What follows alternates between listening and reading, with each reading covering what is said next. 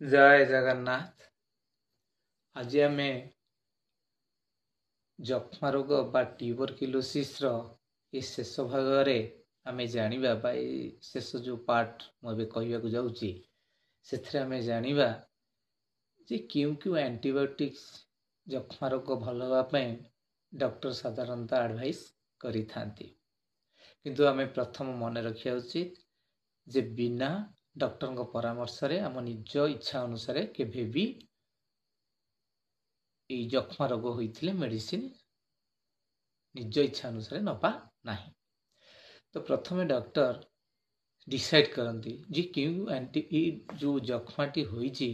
ये प्रकृत रे सेंसिटिव बा जोटा नॉर्मल टीबी बा एटा एमडीआर बा एक्सडीआर टीबी से अनुसार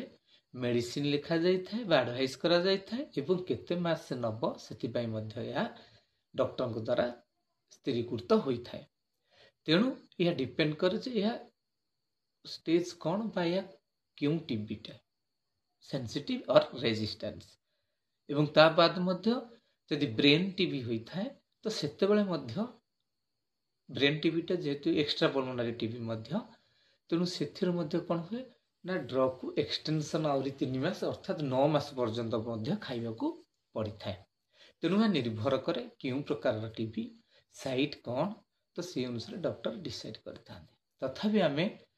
हमर जनरल नॉलेज बा हमर गोटे फंडामेंटल आइडिया पाई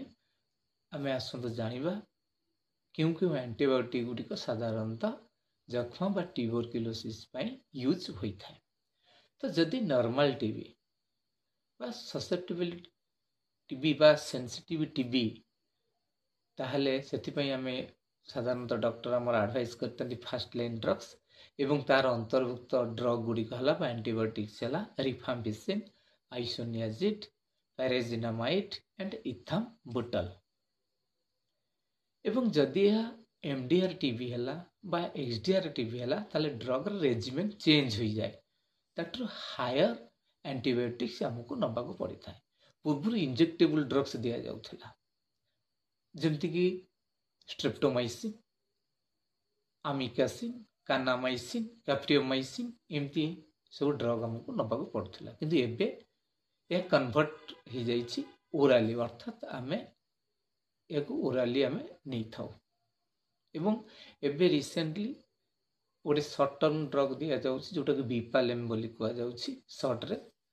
जोटा कि अल्प समय पर्यंत एटा निया जाय थाए कारण जेतबे रेजिस्टेंस हुए प्रायतः हमको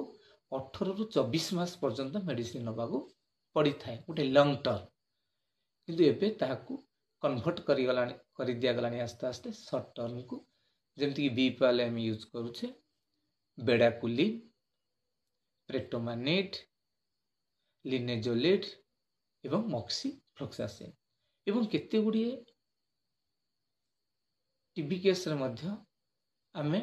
बेडाकुलिन delamanid moxifloxacin levofloxacin pyrazinamide clofazimine ए ड्रग गुड़िक मध्य डॉक्टर एडवाइस करूछंदी किंतु यह मु आउ थरे मध्य रिपीट करि दउछि यह संपूर्ण डॉक्टर को ऊपर निर्भर करे कारण यह क्यों या कोई प्रकार टीबी ता डिसाइड करी से मेडिसिन देई थांती। तेणु आमर जिम्मेदारी बा आमर रेस्पॉन्सिबिलिटी हैला जे आमे डॉक्टर को परामर्श मानी ठीक समय रे ठीक परिमाण रो मेडिसिन नबा उचित एवं कौनसी मेडिसिन नबा समय रे निशा द्रव्य आमे सेवन करिबा उचित नुह। धन्यवाद।